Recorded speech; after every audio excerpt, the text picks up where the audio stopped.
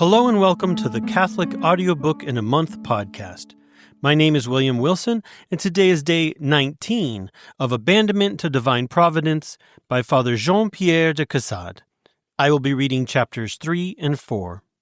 You will hear about how it's from the night of faith that we awaken to the artifices of the bridegroom. Once again, a tip of the hat to St. John of the Cross. Yesterday we had mystery. Today we have disguises. How God's work in our lives is like the back of a tapestry. It's messy and confused, with the beauty only visible when we see it from the right side. Let's get started.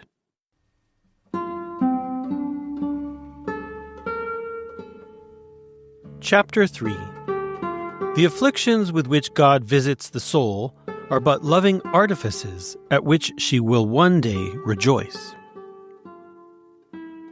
Souls who walk in light sing canticles of joy. Those who walk amid shadows sing anthems of woe. Let one and the other sing to the end the portion and anthem God assigns them. We must add nothing to what He has completed. There must flow every drop of this gall of divine bitterness with which He wills to inebriate them. Behold Jeremiah and Ezekiel. Theirs was the language of sighs and lamentations, and their only consolation was in the continuation of their lament.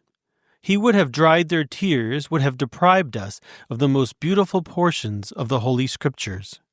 The spirit that afflicts is the only one which can console. The streams of sorrow and consolation flow from the same source. When God astonishes a soul, she must needs tremble. When He menaces, she cannot but fear. We have but to leave the divine operation to its own development. It bears within itself the remedy as well as the trial. Weep, dear souls, tremble, suffer disquiet and anguish. Make no effort to escape these divine terrors, these heavenly lamentations. Receive into the depth of your being the waters of that sea of bitterness which inundated the soul of Christ. Continue to sow in tears at the will of divine grace, and insensibly by the same will their source shall be dried. The clouds will dissolve, the sun will shed its light, the springtime will strew your path with flowers, and your self-abandonment will manifest to you the whole extent of the admirable variety of the divine action. Truly man disquiets himself in vain. All that passes within him is like a dream. One shadow follows and effaces another, just as the fancies of sleep succeed one another, some troubling, others delighting the mind.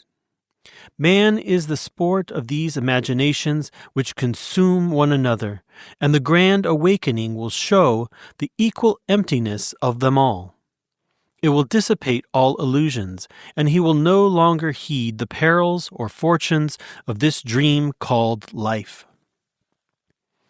Lord, can it not be said that thy children sleep in thy bosom during all the night of faith? While at thy pleasure thou fillest their souls with an infinite number and infinite variety of experiences, which are in reality but holy and mysterious reveries.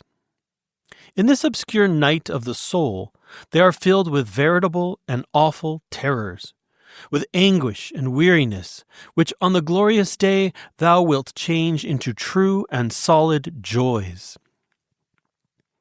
At their awakening, holy souls, restored to a clearer vision and fuller consciousness, will never weary admiring the skill, the art, the invention, the loving artifices of the bridegroom. They will comprehend how impenetrable are His ways, how surpassing comprehension are His devices, how beyond discovery His disguises, how impossible consolation when He willed that they should mourn.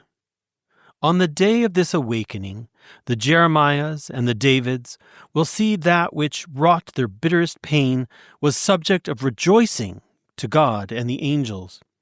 Wake not the spouse, worldly wise. Industrious minds filled with self-activity leave her to sigh and tremblingly seek for the bridegroom. True, he eludes her and disguises himself.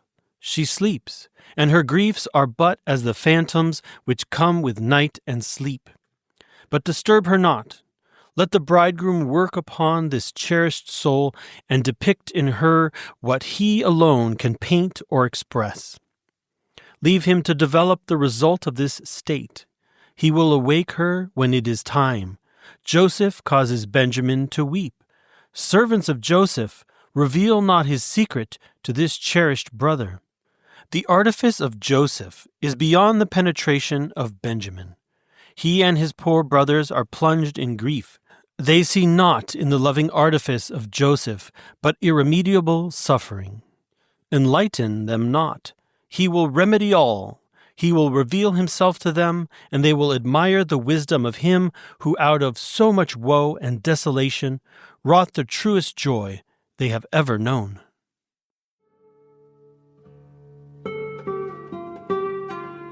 Chapter 4. The more God seems to take from a soul wholly abandoned to him, the more generous he is to her. But let us go on in the study of the divine action and its loving artifices. What the divine action seems to take from a good will, it gives in disguise, so to speak.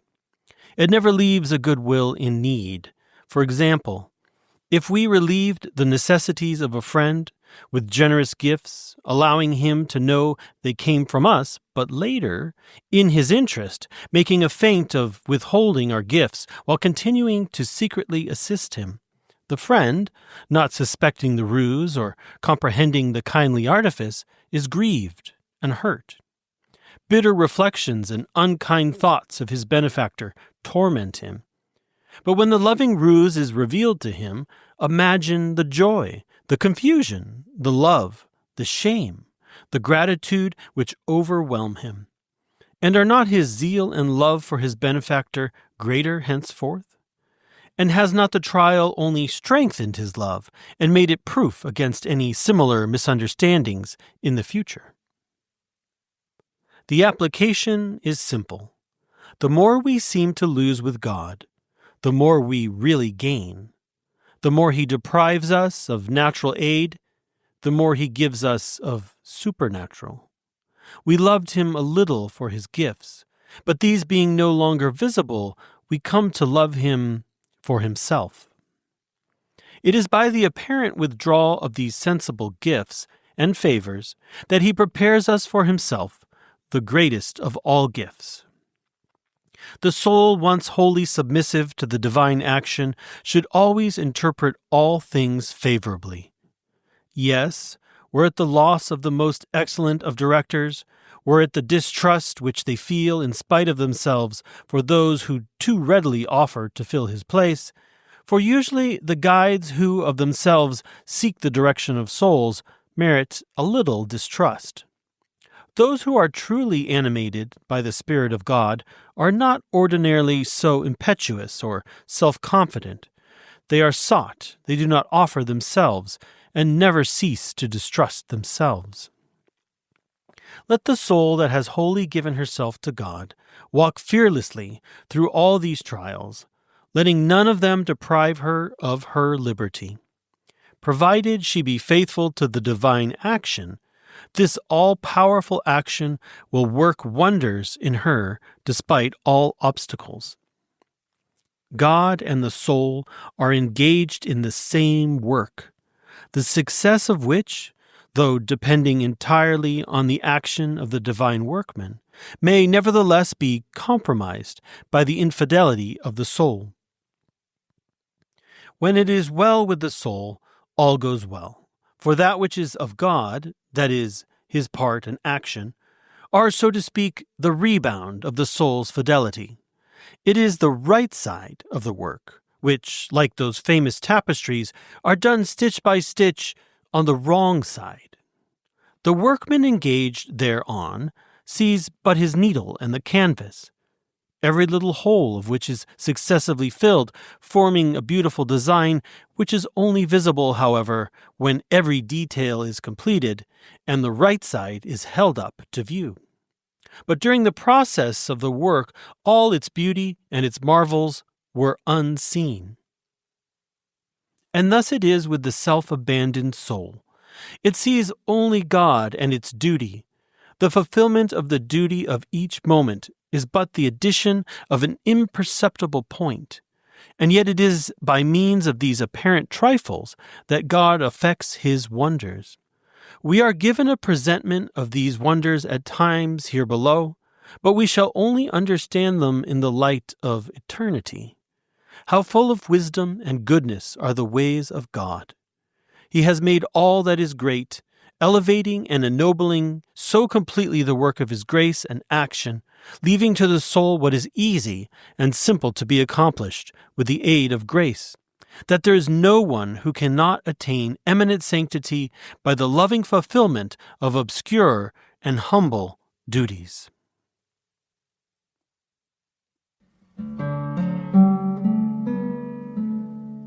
That's all for today. I hope you enjoyed the reading. Tomorrow I will read chapter 5 and 6 on how the less capable the soul, the more powerfully does God defend her, and on how the soul abandoned to the will of God finds her enemies to be useful auxiliaries. If you have enjoyed today's podcast, please subscribe, rate, share, and help us grow.